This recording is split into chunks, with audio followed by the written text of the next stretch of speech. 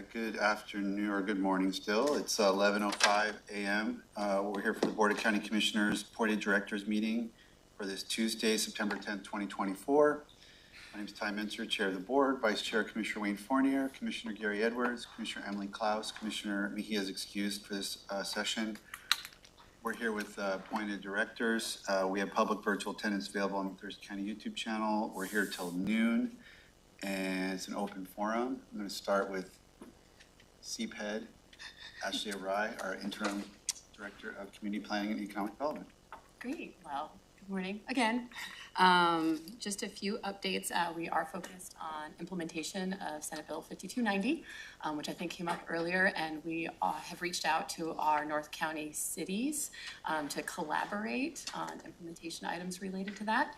So sounds like we'll be coming back with a briefing and looking forward to that in a few months. We're also recruiting for our new operations manager. If you haven't heard, Jeremy Davis is only going to be with us a few more weeks, so please join. We are going to have a farewell fiesta for him coming up, I think September 18th. We're also recruiting for our natural resources program manager and really appreciate the board's ongoing support of the conservation efforts in CPED, and this will be a really important position to accelerate those efforts. And on that note, we're also finalizing all of our partnership contracts with our nonprofit conservation organizations to ensure implementation of our habitat conservation program. So just a few highlights. Happy to answer questions. Questions for Ashley? No, not right now. What's your experience being an interim? What do you think?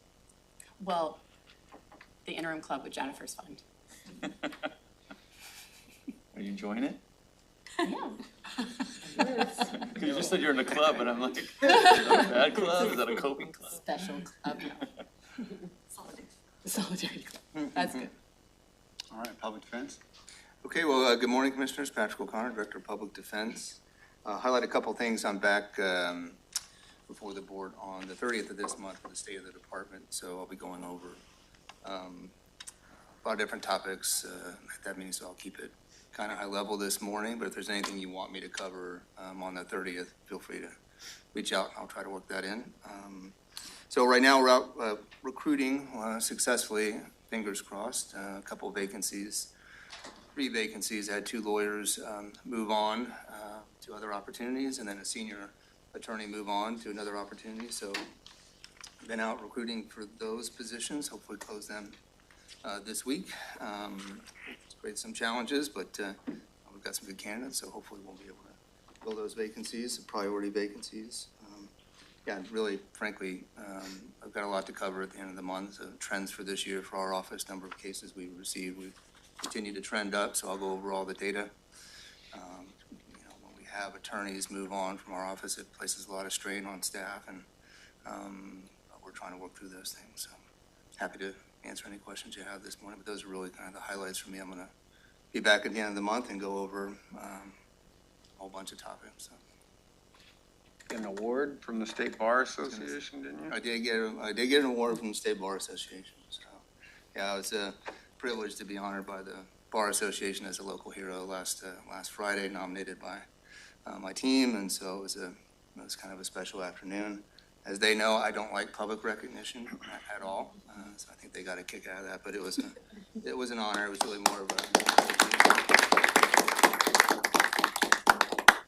more of a reflection of the department over the past several years and our partnerships with stakeholders, justice stakeholders, and then ultimately the team of staff that we have been fortunate enough to have as part of our office, and it's really just a reflection of the great work they do. But yeah, it was neat.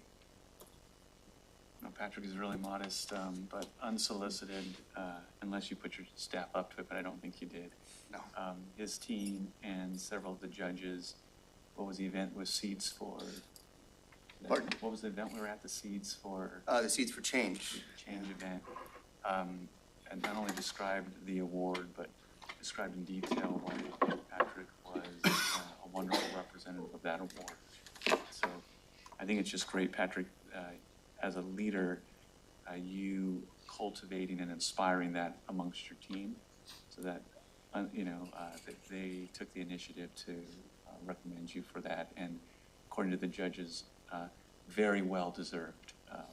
So it's wonderful to hear, you can hear from peers that they think you're doing a good job. So thank you for your leadership in the county. Sure. Okay, Sherry Ilg, IT Director. I just have a few updates as well. First of all, our data warehouse is finally getting some action. So we've been working on this for years, standing up a data warehouse to migrate data from our old systems into. So our Munis data, Eden data, and WinCams, that data is all being migrated to the data warehouse, which means we can keep track of it and keep access to it long after those applications have been retired, which is important. So that's very exciting for us in IT. We're gonna upgrade the wireless out at the fairgrounds. That's one of our next projects. I guess it's pretty rough. I don't know, but it's on our list of things that's happening very soon. We have an assigned agreement with our vendor to fix the broken connection to the Public Health and Social Services building. It's still down, but you still don't know it because the backup still works. So that's also a success that we have those backups, because you would have been out now for months without wireless. Somebody cut the wire, climbed the pole, cut the wire, maybe thinking they were going to get some copper out of the deal. We don't know, but it's taken this long to figure out where the cut was and to get somebody. We've got our contractor now, the vendor out there to start repairs on that, so it should happen very soon. Our permit tracking system new go live date is February 7th. Again, not surprised that it's been delayed. We want to make sure we do it well and we roll out something that's useful and not chaotic, in my opinion, but new systems are like that. We continue to balance our vulnerabilities with our operations and project work. There's a lot going on in that space, the vulnerabilities, our cybersecurity posture. There's a lot going on right now, and we're continuing to work towards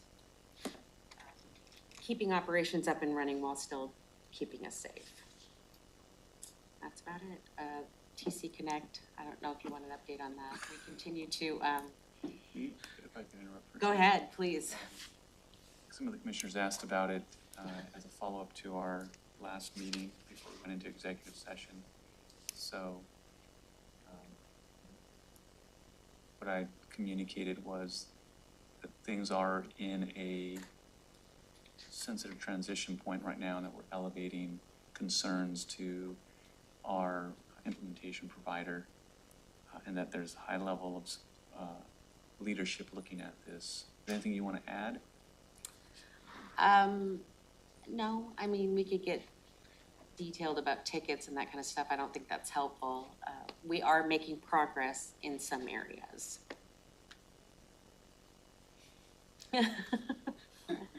It's not, I would just say it's not a good situation. It's creating a lot of strain on the organization. And while we are working our way through it, it's a little bit of a bog right now. So we're hoping to work with our implementation vendor on some key components that'll help us move things forward faster. And we're hoping to resolve that successfully. But it comes down to the way they perceive their work, the way we perceive what needs to be done. And so we're just going to try to have conversations and talk that through in a productive manner at this point. Thank you for Sherry. Okay, Bruce. All right. Morning, Bruce Roebuck, Interim Central Services Director. Very brief updates. Next week, you'll be seeing facilities with updated quotes for the hazard tree on the tax title property that was discussed last in July. Facilities is making progress on capital asset essentials and should have an updated work order interface for customers across the county at the end of October. And our capital facilities group has 2 projects going out to bid shortly: ballot processing center and the jail and FJC security cameras. As far as recruitments, one key vacancy right now that we're working very hard to fill, which is the fiscal manager. We met one of your new employees at new employee orientation, so It's good to see. Ellen Massey. Say again? Ellen Massey.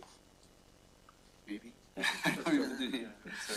I just remember that it's been a while since we'd seen a central services employee, come through there, at least in my recollection, so that was good. Any questions for Bruce? Okay, Ben. All right, well, I'll bring it up a notch. We're excited to celebrate our 50th anniversary, Medic One's 50th anniversary. It's coming up at the end of this month, September 28th at 6 p.m. And so I know that, 50 years is a long time to have anything in operation. And so to be as collaborative in terms of the way in which we serve the public and making sure we're keeping public service excellence at the forefront has really been one of those key components that's really made this entire journey worth it. And so we really appreciate the support that the commissioners have given to many of Medic One's initiatives over the years. And so we're looking to celebrate those components.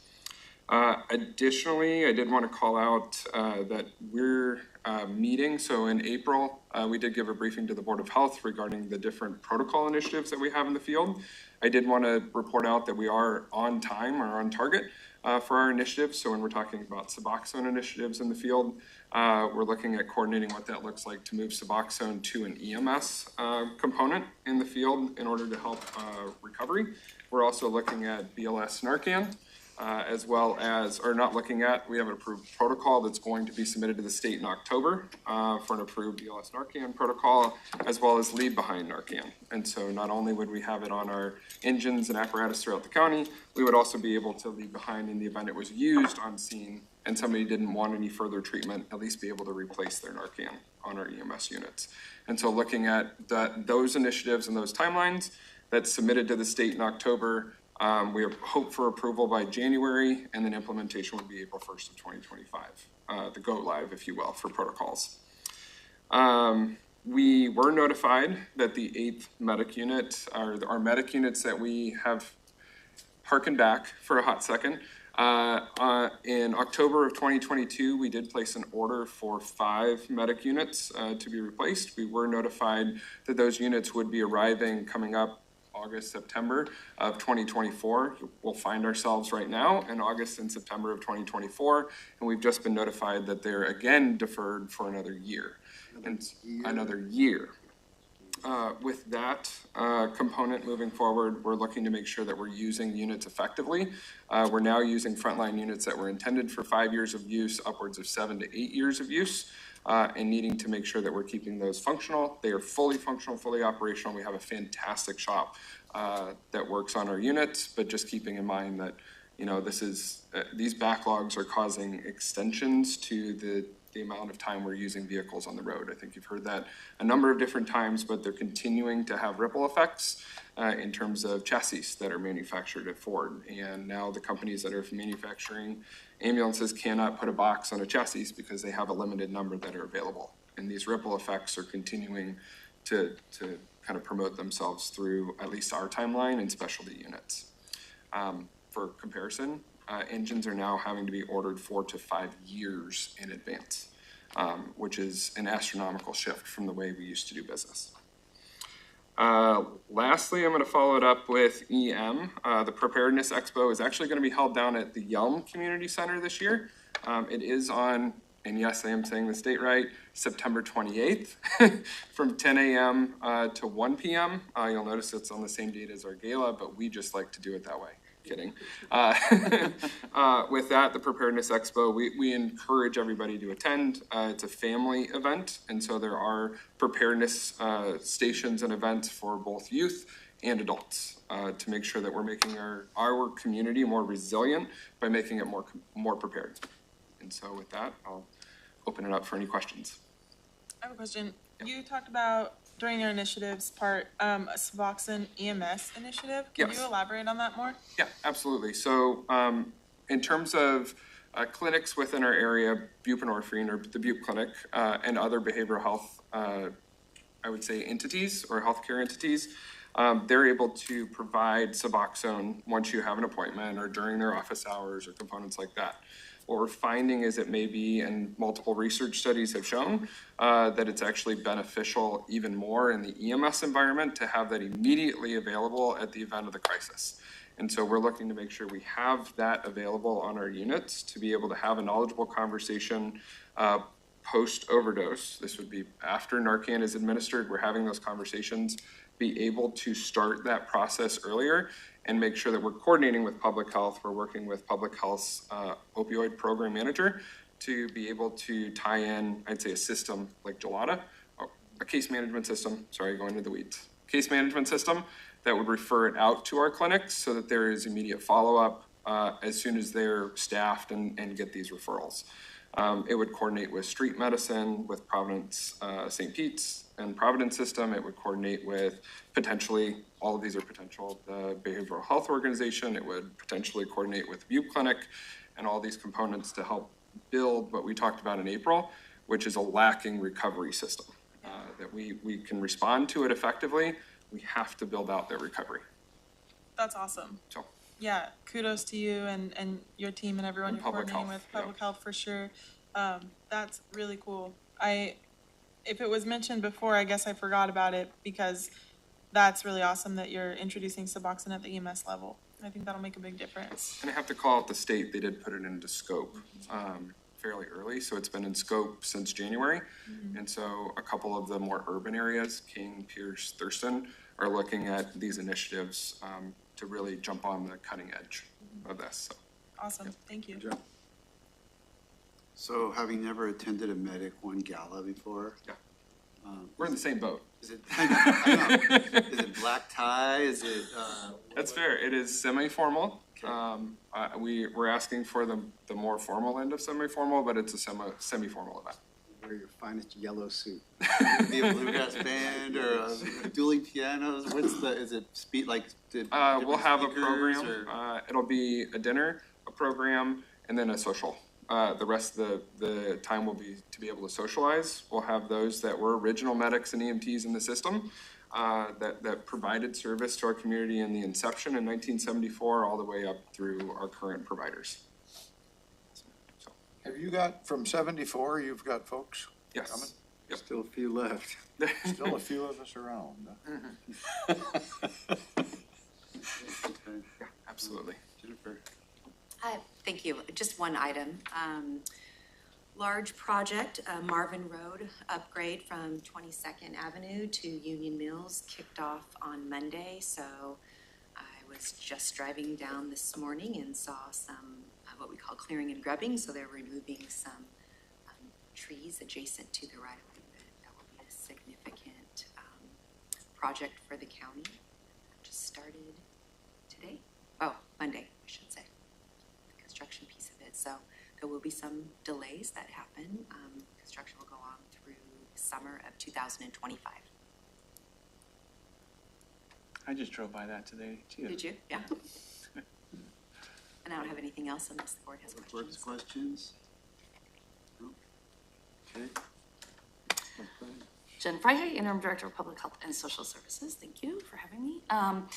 Just wanted to give you a couple HR updates on our hires. We've had 61 hires this year, 10 in just August alone. And we average about a 65 to 70% external hire rate. So about 30% from internal.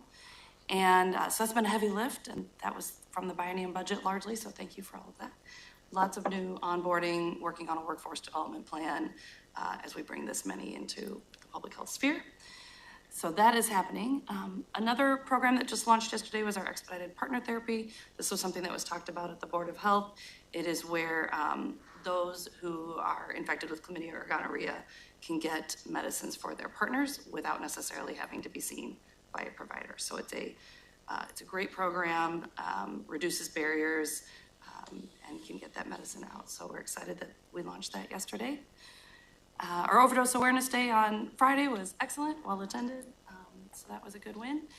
And TC Connect, yeah, we're still working through hiring processes, coding, excited for the annual performance evaluation, part of the system which will go live hopefully next month. So that's turning over a lot of our processes, so a lot of work is going into that.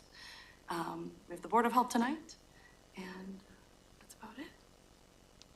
Board of Health subcommittees are, Subcommittees are rolling, lots of good things coming out of that, that'll be reported out tonight, so. 3 subcommittees, data, education, and, policy. Thank you. public health questions? No. Jen, how are you enjoying being an interim? How am I enjoying interim? It's great. Did we get a close-up on that? Well, we appreciate your leadership, both you and Ashley. I think you're bringing great energy to an already wonderful team. So thanks for your continued work and efforts in learning the departments, and you both coming from within the department had a great start, but then learning the leadership role and working through. Appreciate your hard work. Thank you. Hello, everyone. Maria Ponte, HR Director. Just a couple of quick updates. Monday is the 3rd meeting with the Salary Commission, so we've been fortunate to get our quorum. We have a new appointee. Thank you for that, and we're getting him up to speed. Last month's meeting, the Executive Director of the State Salary Commission was gracious enough to come present to our commission. Our process is fairly similar to theirs, and our commission had questions, so that was the dialogue. In addition, elected officials were present to provide information about their operations. And second item is benefit staff is gearing up for open enrollment that starts in late October this year, so about a week earlier. And in a couple of weeks, Tara and I will be here to present you information on the medical plans, and some of the, some rates have gone up and others have gone down. And so we'll be making some recommendations at that point for the standard plan. So really those are the 2 things that I wanted to update you on, and unless you have any questions. Questions for Maria? Seeing any? I have a question, Maria. Yes, Patrick. Well, one of the, we're all doing this, and as we're recruiting, and I always try to lift up the county's deferred compensation opportunities, just as that extra. Do we know, or I don't know if we track this, or how many county employees participate? Not as many as we would like. It is part of the employees onboarding for Right. their benefits, and I think it's a struggle everywhere. A lot of employees don't see the compounding effect of Right. even just putting aside $25. Yeah. But What is the program? it's like a 401k. I know what it is, Oh, but like, okay. what specifically does the county offer to the employees? Well, we have 3 plans that they can choose from, and they can set aside money on a monthly basis. Pre-tax dollars. Is it matched, or is it? There's not a county. Okay. I was just curious. I mean, as we're recruiting, defining our competitive edge, I think it's something I always lift up as a selling point. And I think most recruitments provide information on all of these benefits, so things like our leave plans, the different medical plans. The child care with withholding plans, yes. Yeah. HSAs. Yeah. Okay. Josh, Leonard, any? Josh, anything you want to? I think during this transitional time, I just wanted to say thank you again to the directors. I think you're all doing a great job. We're shifting in the way that we communicate and present. We want to make sure that it's clear and efficient for the board. So thank you, board, for reading the e-briefs when they come to you. Having that information front-loaded, I think, has been a transition for our teams, but I think it's been helpful and useful. So thank you for accepting those as they come, and thank you to the teams for putting those together. That's about it. Yeah, I think I would just echo, there is a significant amount of time the directors are investing in those debriefs, partly because it's our commitment to signal to you when something is developing and working through. It's also their commitment to work with the county manager team to make sure we're all on the same page, so that as we start to go down a path, we understand what the details and the context are. And what our hope is that the approach is, we want the board to be notified as soon as something's developing and early in the process, so that if there's perspectives that you have or questions that you have, you can ask. And so when an e-brief goes out, if there's any follow-up you want to have directly with, a director or with one of the program managers, just let us know so that we can then come in and provide more context. We're trying to strike the balance between it being brief so that it's readable and also having enough content so that it's accurate. And I think that that's going to help to make sure we're all on the same page as we move things forward. I will just say that, my observation perspective is there's a lot going on in this organization right now.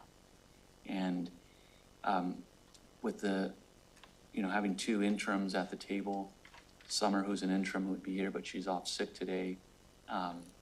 New county manager, 5 months in, a big system implementation that affects how all of them approve time, get their contracts approved, do report outs to all their many funding sources. That really affects public health. It affects public works. I'm sure it affects also Ben's shop as well. And then in addition to how it affects all the budget component, so just as leadership, we're monitoring that. We're monitoring our teams who are fatigued and are working through a lot right now. I want to commend all of them as leaders for what their output level and the hard work that they're doing.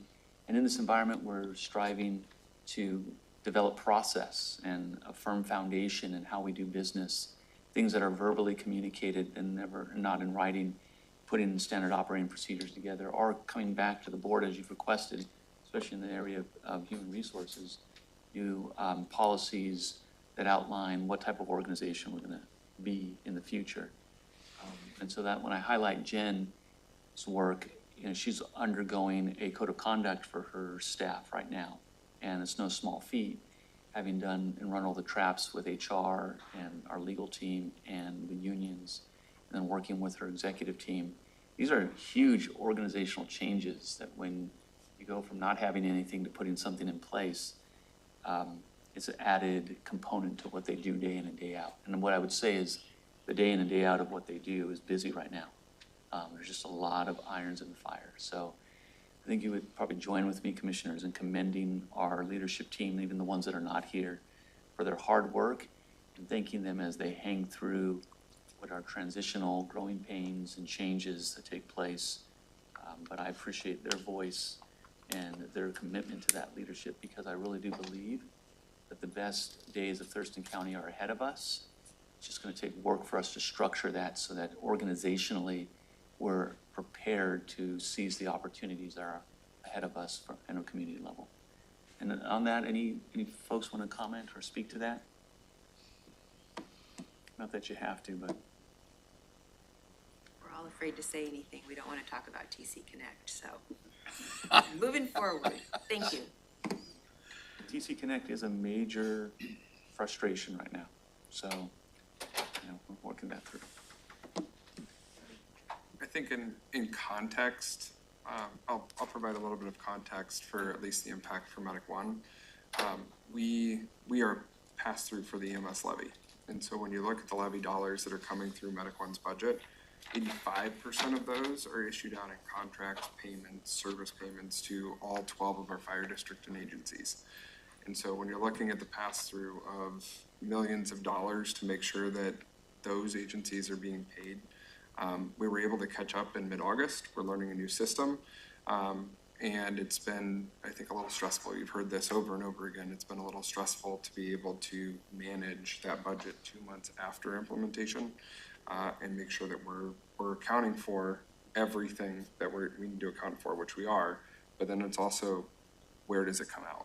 I think it's the stress. How do all these modules tie together, and pull that back out to kind of identify what, in a succinct manner, how we're managing our budget. So that's well said, and that's what I was relating to, the different components not all working well together, and it's causing us not to be able to do the things that we need to do and have been able to do in the past. Hopefully we'll get there.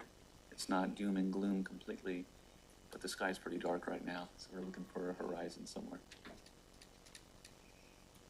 Robin, welcome. Thank you. We just hit county management. Is there anything you wanted to report about? It sounds like you're already talking about the ERP and the EPM. That is probably the biggest thing going on right now. And it is, as Leonard was saying, presenting challenges at preparing the budget for the commissioner's review and but just a huge challenge getting everything in for the departments and the offices. So that's the big thing right now. Commissioners, anything from your side? No? All right, give the time. Thanks, everybody. Thank you all very much. We know it's tough. I did warn the EMT class to have a little bit of extra moulage on hand if you wanted to be a patient actor. If you happen to drop by, so. Tonight? What's that? Tonight? Whenever. Mondays and Thursdays after hours.